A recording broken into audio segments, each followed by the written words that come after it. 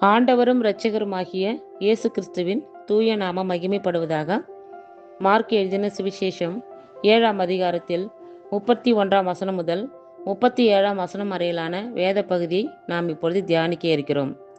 மறுபடியும் அவர் தீரு சீதோன் பட்டணங்களின் எல்லைகளை விட்டு புறப்பட்டு தெக்கப்போலியின் எல்லைகளின் வழியாய் கலிலிய கடலருகே வந்தார்.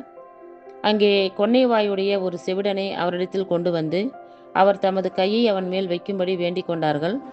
அப்பொழுது அவர் அவனை ஜனக்கூட்டத்தை விட்டு தனியே அழைத்து கொண்டு போய் தம்முடைய விரல்களை அவன் காதுகளில் வைத்து உமிழ்ந்து அவனுடைய நாவை தொட்டு வானத்தை அண்ணாந்து பார்த்து பெருமூச்சு விட்டு எப்பத்தா என்றார். அதற்கு திறக்கப்படுவாயாக என்று அர்த்தமாம்.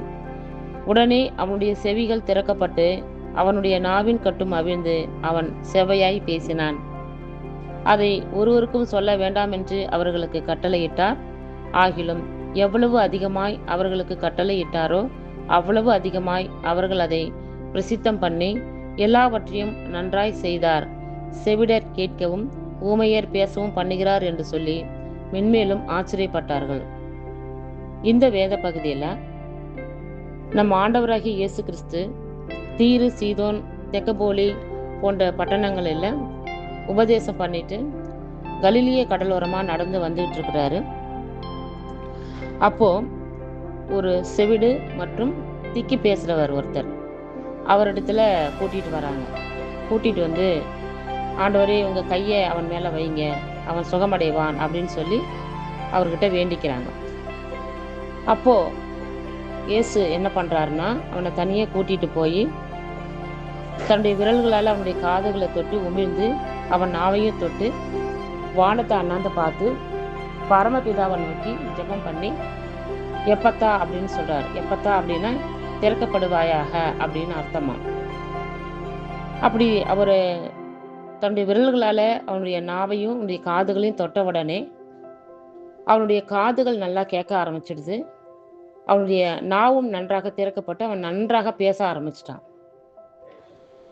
அவர் ஆண்டவர்கிட்ட ரொம்ப சந்தோஷத்தோட ஐயா எனக்கு நல்லா காது கேட்குது, என்னால் நல்லா பேச முடியுது அப்படின்னு சொல்லி ரொம்ப சந்தோஷப்படுறான். அப்போ ஆண்டவர் என்ன சொல்கிறார் அவங்கிட்டன்னா, நீ இதை போய் யாருக்கிட்டையும் சொல்ல வேண்டாம், அதிகமாக இதை பிரபலப்படுத்த வேண்டாம், பிரசித்தம் பண்ண வேண்டாம்னு சொல்கிறாரு. ஆனால் அவர் எந்த அளவுக்கு சொன்னாரோ அதை விட அதிகமாக எல்லா இடங்களுக்கும் போய் இந்த மாதிரி நான் ஆண்டவர்கிட்ட போனேன், என்னை அவர் பேச வச்சுட்டாரு, என் காதுகளை நல்லா கேட்க வச்சுட்டாருன்னு சொல்லி அதை அதிகமாக போய் எல்லா இடத்துலையும் போய் சொன்ன உடனே மக்கள் எல்லாரும் அதை கேட்டு ரொம்ப ஆச்சரியப்படுறாங்க. செவிடர் கேட்கிறாங்க, ஊமையர் பேசுகிறாங்க அப்படின்னு சொல்லி எல்லாரும் ஏசப்பாவை குறித்து ஆச்சரியப்படுறாங்க.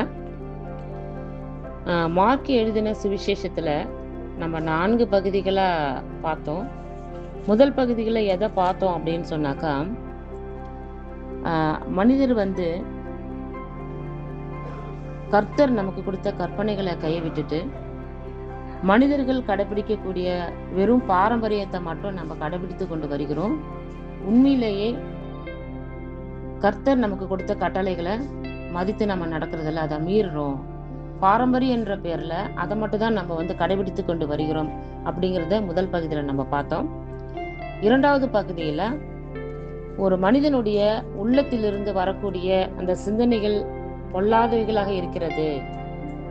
அவன் வாயினால் சாப்பிடக்கூடிய எந்த சாப்பாட்டாலையும் அவன் தீட்டுப்படுறதில்லை, ஆனால் அவனுடைய உள்ளத்திலிருந்து வரக்கூடிய பொல்லாத சிந்தனைகளால தான் அவன் தீட்டுப்படுகிறான் அப்படிங்கிறத 2வது பகுதியில் பார்த்தோம்.